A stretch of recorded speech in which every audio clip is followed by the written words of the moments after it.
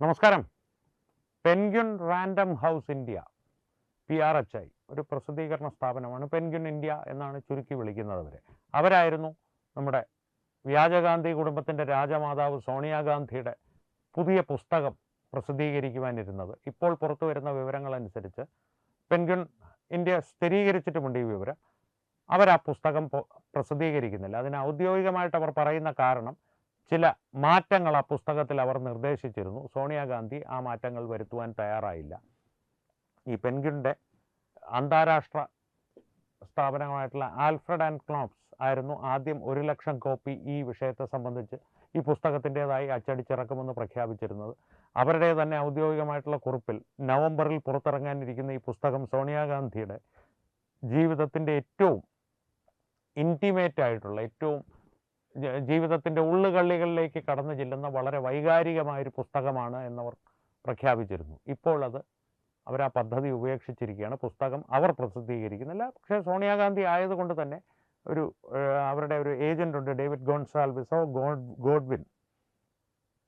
അവർ ഇത്രയും ആളുകൾ അതിൽ ഉൾപ്പെട്ടിട്ടുള്ളത് കൊണ്ടും അന്താരാഷ്ട്ര തലത്തിൽ തന്നെ അവർക്ക് വല്ലാത്ത സ്വാധീനമുള്ളത് കൊണ്ടും ഈ പുസ്തകം പുറത്തിറങ്ങാതിരിക്കില്ല. പക്ഷെ പെൻഗ്വിൻ പബ്ലിഷേഴ്സ് ഇതിപ്പോൾ പുറത്തിറക്കുന്നില്ല എന്നുള്ളതാണ് നമുക്കിപ്പോൾ ലഭിക്കുന്ന വിവരം. എന്തുകൊണ്ടാണ് അവരത് പുറത്തിറക്കാത്തത്? ഔദ്യോഗികമായിട്ടുള്ള വിശദീകരണമെല്ലാം ഒരു വശത്ത് നിൽക്കട്ടെ. ഒരുപക്ഷെ ഈ പുസ്തകത്തിൽ പറഞ്ഞല്ലോ, അവരുടെ ജീവിതത്തിൻ്റെ, സ്വകാര്യ ജീവിതത്തിൻ്റെ ഉള്ളുകള്ളികളിലേക്ക് ആഴ്ന്നിറങ്ങി ചെല്ലുന്നൊരു പുസ്തകമാണിത് എന്ന് പറഞ്ഞല്ലോ. അതുകൊണ്ട് തന്നെ സോണിയാഗാന്ധി തന്നെ ഈ പുസ്തകത്തിൻ്റെ രചനയ്ക്ക് മേൽനോട്ടം വഹിക്കുമ്പോൾ അവർ കൃത്യമായിട്ട് ഇംഗ്ലീഷ് എഴുതുന്നു എന്ന് പറഞ്ഞാൽ അത് വിശ്വസനീയമല്ല. മുൻപും പല പുസ്തകങ്ങളും അവരുടേതായിട്ട് പുറത്ത് വന്നിട്ടുണ്ടെന്ന് പറയുമെങ്കിലും വ്യക്തിപരമായി എനിക്കത്ര വിശ്വസനീയമായി തോന്നുന്നില്ല. ഗോസ്റ്റ് റൈറ്റിംഗ് എന്നൊരു പരിപാടിയുണ്ട്, ഗൂഗിളിലൊന്ന് സെർച്ച് ചെയ്താൽ മതി. കൂലിക്ക് ആളെ വെച്ച് എഴുതിക്കുക എന്ന് പറയും. അത്തരത്തിലുള്ള ഒരു സംരംഭമാണോ അവർ നടത്തുന്നതെന്ന് എനിക്ക് സംശയമുണ്ട്. അതെൻ്റെ വ്യക്തിപരമായിട്ടുള്ള അഭിപ്രായം മാത്രമാണ്. അങ്ങനെ അല്ലെങ്കിൽ വളരെ നല്ലത്. സോണിയാഗാന്ധി ഇംഗ്ലീഷിൽ പ്രാവീണ്യം നേടിയിട്ടുണ്ടെങ്കിൽ, കാരണം കേംബ്രിഡ്ജിൽ പഠിച്ചിട്ടുണ്ടെന്ന് അവകാശപ്പെട്ടിട്ടുണ്ടെങ്കിലും ഒരു ഇംഗ്ലീഷ് സ്പീക്കിംഗ് കോഴ്സ്, ഈ റാപ്പിഡെക്സ് ഇംഗ്ലീഷ് സ്പീക്കിംഗ് കോഴ്സിൻ്റെയൊക്കെ ഒരു അക്കാഡമി ഉണ്ടല്ലോ, അതുപോലൊരു അക്കാഡമിയിൽ നിന്നുള്ളൊരു സർട്ടിഫിക്കറ്റ് മാത്രമേ ഉള്ളൂ അവരുടെ വിദ്യാഭ്യാസ യോഗ്യത. അപ്പോൾ അങ്ങനെയുള്ള സോണിയാഗാന്ധി പുസ്തകം സ്വയം എഴുതിയിട്ടുണ്ടെങ്കിൽ അഭിനന്ദനീയമായ കാര്യമാണ്, അഭിനന്ദിക്കുന്നു. പക്ഷേ ഈ വ്യക്തി ജീവിതത്തെ സംബന്ധിച്ച് ഇത്രയും ആഴത്തിൽ വൈകാരികമായൊരു പുസ്തകം അവരുടെ ഭാഗത്ത് നിന്ന് പുറത്തു വരികയാണെങ്കിൽ അതിൽ സ്ഥിരീകരിക്കാൻ സാധിക്കാത്ത പല കാര്യങ്ങളും ഉണ്ടാകും. അവരുടെ ജന്മസ്ഥലം ഉൾപ്പെടെ, ലൂയിസിയാനയിൽ ജനിച്ച അവർ ലൂയിസിയാനയാണ് തൻ്റെ ജന്മസ്ഥലമെന്ന് ഇപ്പോൾ പറയാറേയില്ല. അപ്പോൾ ഈ പുസ്തകം സോണിയാഗാന്ധിയുടെ ജീവിതത്തിൻ്റെ അന്തരാളങ്ങളിലേക്ക് ഇറങ്ങിച്ചെല്ലുന്നതാണെങ്കിൽ അത് സത്യസന്ധമായ വസ്തുതകളാകാനുള്ള സാധ്യത വളരെ വിരളമാണ്. ഞാൻ നേരത്തെ പറഞ്ഞല്ലോ, ലൂയിസിയാനയിൽ ജനിച്ച അവർ നാസികളുടെയും ഈ ഫാഷിസ്റ്റുകളുടെയും മുസോളിനിയുടെയും ഒക്കെ സ്വാധീനം ആ പ്രദേശത്ത് 99% ജനങ്ങളിലും ഉണ്ടായിരുന്നു എന്ന് മാത്രമല്ല, സ്വന്തം പിതാവ് ഈ മുസോളിനിയുടെയും നാസികളുടെയും ഒരു സഹയാത്രികനായിരുന്നു എന്നുള്ളതൊക്കെ കൊണ്ട് ആ പ്രദേശത്തെ ജന്മസ്ഥലമായി ഒരിക്കലും അംഗീകരിച്ചിട്ടില്ല, പുറത്ത് പറഞ്ഞിട്ടുമില്ല.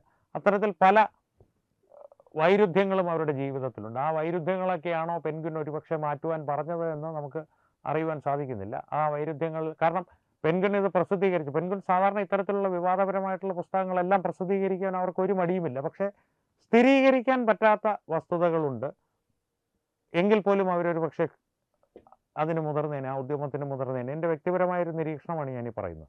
പക്ഷെ അതിനും അപ്പുറത്തേക്ക് വ്യാജ വാർത്തകളായി തെളിയിക്കപ്പെടാൻ കഴിയുന്ന വസ്തുതകളുണ്ടെങ്കിലോ അത് പ്രശ്നമാണ്. ഒരു പുസ്തകം എന്നുള്ള നിലയിൽ അവരുടെ ഒരു വിശ്വാസ്യത തന്നെ പൂർണ്ണമായും ചോദ്യം ചെയ്യപ്പെടും. അതുകൊണ്ട് തന്നെ ആയിരിക്കണം ഒരുപക്ഷെ സോണിയാഗാന്ധിയുടെ പുസ്തകത്തെ അവർ ഒഴിവാക്കിയത്. ഇനി അങ്ങോട്ടേക്കുള്ള ദിവസങ്ങളിൽ സോണിയാഗാന്ധിയുടെ സ്വാധീനവും അവരുടെ സമ്പത്തുമെല്ലാം വളരെ വലുതായതുകൊണ്ട് ഈ പുസ്തകം ഇറങ്ങാതെയൊന്നും ഇരിക്കുവാൻ പോകുന്നില്ല. ഇനി അങ്ങോട്ടേക്കുള്ള ദിവസങ്ങളിൽ ഒരുപക്ഷെ പെൻഗ്വിനെ പറഞ്ഞ് പിന്തിരിപ്പിച്ചത് നരേന്ദ്രമോദിയാണെന്നുള്ള ആരോപണവുമായി സോണിയാഗാന്ധിയുടെ പ്രിയപുത്രൻ തെരുവിലിറങ്ങിയാലും അത്ഭുതപ്പെടാനില്ല. അത്തരത്തിലുള്ള കോമാളിത്തരങ്ങളെല്ലാം ഇനി വരും ദിവസങ്ങളിൽ ചിലപ്പോൾ നമുക്ക് കാണുവാനുള്ള ഭാഗ്യം സിദ്ധിച്ചേക്കും. പക്ഷേ സത്യം ഇതാണ്, വാസ്തവം ഇതാണ്. സോണിയാഗാന്ധിയുടെ പുസ്തകം penguin random publishing house, penguin India എന്ന പ്രസിദ്ധീകരണ സ്ഥാപനം പുറത്തിറക്കുന്നില്ല. ഈ സോണിയാഗാന്ധിയുടെ ജീവിതത്തെക്കുറിച്ച് ഉള്ള സത്യങ്ങൾ പുറത്തു പറയാനായിട്ട് അവർക്ക് പലപ്പോഴും മടി കാണും. പക്ഷേ അതിനെക്കുറിച്ച് മറച്ചു വെച്ചുകൊണ്ട് വാസ്തവ വിരുദ്ധമായിട്ടുള്ള കാര്യങ്ങൾ പറഞ്ഞാൽ സുബ്രഹ്മണ്യ സ്വാമിയെ പോലുള്ളവർ ഇപ്പോഴും ജീവിച്ചിരിപ്പുണ്ട്. ഒരു കാര്യം പ്രേക്ഷകരെ ഞാൻ വീണ്ടും ഓർമ്മിപ്പിക്കുന്നു. തത്വമയി ന്യൂസ് ആ വീഡിയോ പ്രേക്ഷകരെ കാണിച്ചിട്ടുള്ളതാണ്. സുബ്രഹ്മണ്യ സ്വാമി പരസ്യമായി സോണിയാഗാന്ധിയെ ഒരു ലൈംഗിക തൊഴിലാളി എന്ന് വിളിച്ചിട്ടുണ്ട്. വേശ്യ എന്നുള്ള പദം തന്നെ ഉപയോഗിച്ചു. ഞാൻ വിളിച്ചതല്ല, അദ്ദേഹം വിളിച്ചതാണ്. കാരണം അതായിരുന്നു അവരുടെ തൊഴിലെന്ന് പരസ്യമായ ആരോപണം അദ്ദേഹം ഉന്നയിച്ചിട്ടുണ്ട്. തന്നെയുമല്ല, ഈ പുസ്തകത്തിൽ അവരെന്തുകൊണ്ട് പ്രധാനമന്ത്രി പദം ത്യജിച്ചു എന്നുള്ള ആ ത്യാഗത്തിൻ്റെ കഥയും പറയുന്നുണ്ടെന്നാണ് നമുക്കറിയുവാൻ കഴിയുന്നത്. അതിൻ്റെ വിശദാംശങ്ങളും സുബ്രഹ്മണ്യ സ്വാമി തന്നെ പുറത്തുവിട്ടിട്ടുണ്ട്. സോണിയാഗാന്ധിയുടെ പൗരത്വത്തെ സംബന്ധിച്ചുള്ള ആശങ്ക, അതായത് ഇരട്ട പൗരത്വമുണ്ട്, അതുകൊണ്ട് ഭാരതീയ പൗരത്വം അവർക്ക് ലഭിക്കുവാനുള്ള അതിൻ്റെ സാധുത ഇല്ല, അല്ലെങ്കിൽ സാധുത പരിശോധിക്കണമെന്നുള്ള ഒരു ആവശ്യം അന്നത്തെ രാഷ്ട്രപതിയായിരുന്ന ബഹുമാനപ്പെട്ട APJ അബ്ദുൽ കലാമിന് സുബ്രഹ്മണ്യം ഒരു കത്തിലൂടെ അറിയിക്കുകയും അങ്ങനെ ഒരു ആവശ്യം അറിയിക്കുകയും അബ്ദുൽ കലാം അതിനെക്കുറിച്ച് കൂടുതൽ സംസാരിക്കാൻ വിളിച്ചപ്പോഴേക്കും അവർ അതിൽ നിന്ന് പിന്മാറി. പ്രധാനമന്ത്രിയാകാൻ തയ്യാറായി നിന്ന് അവർ വൈകുന്നേരം 5 മണിയോടുകൂടി അതിൽ നിന്ന് പിന്മാറി. അതിനെയാണ് പിന്നീട് ത്യാഗമായി അവതരിപ്പിച്ചത് എന്ന് സുബ്രഹ്മണ്യ സ്വാമി പരസ്യമായി പറഞ്ഞിട്ടുണ്ട്. ഈ ആരോപണങ്ങൾക്കൊന്നും അവർ യാതൊരു മറുപടിയും നൽകിയിട്ടില്ല എന്ന് മാത്രമല്ല, ഇത് വ്യാജ ആരോപണമാണെങ്കിൽ സുബ്രഹ്മണ്യ സ്വാമിക്കെതിരെ ഒരു മാനനഷ്ട കേസ് പോയിട്ട് പോലീസിൽ ഒരു പരാതി പോലും സോണിയാഗാന്ധിയുടെ ഭാഗത്തു നിന്ന് നൽകപ്പെട്ടിട്ടില്ല. സുബ്രഹ്മണ്യ സ്വാമി എന്നുള്ള വ്യക്തി BJP-യുമായിട്ടിപ്പോൾ നരേന്ദ്രമോദിയുമായിട്ടിപ്പോൾ എതിർപ്പും വൈരുദ്ധ്യങ്ങളും ഒക്കെ പറയുന്നുണ്ടെങ്കിൽ പോലും അവഗണിക്കാവുന്ന ഒരു രാഷ്ട്രീയ നേതാവ് അല്ലതാണ്. അപ്പോൾ അതുപോലെ സുബ്രഹ്മണ്യ സ്വാമിയെ പോലുള്ള ആളുകൾ ഇപ്പോഴും ജീവിച്ചിരിക്കുമ്പോൾ ഇത്തരം വൈരുദ്ധ്യങ്ങളുമായി ആ പുസ്തകം പുറത്തിറങ്ങിയാൽ പെൻഗ്വിൻ ഇന്ത്യയുടെ വിശ്വാസ്യത പൂർണ്ണമായും തന്നെ ചോദ്യം ചെയ്യപ്പെട്ടേക്കും. അതുകൊണ്ടായിരിക്കാം ഒരുപക്ഷെ അവർ പിന്മാറിയത്. എന്താണ് സത്യാവസ്ഥ എന്നുള്ളത് പെൻഗ്വിൻ്റെ CEO ഉൾപ്പെടെയുള്ളവർ ഒരു പ്രതികരണത്തിലൂടെ നമ്മളോടോ അല്ലെങ്കിൽ മറ്റു മാധ്യമങ്ങളോടോ അറിയിക്കുവാൻ തയ്യാറല്ല.